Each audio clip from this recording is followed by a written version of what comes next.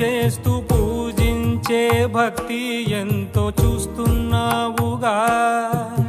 ఆకలితో చెయ్యే చాచి వస్తే తన చేతుల్లోని ఆహారం పంచే చేయి చూస్తున్నావుగా.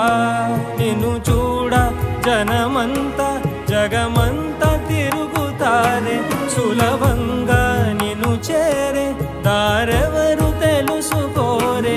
అలంకారం అసలు లేని అహంకారం అన్నది లేని, ఏ కళ్ళ కపటం కానరాని మనసుల్లో నువ్వే కలిసా నిన్నే నిన్నే మరిచా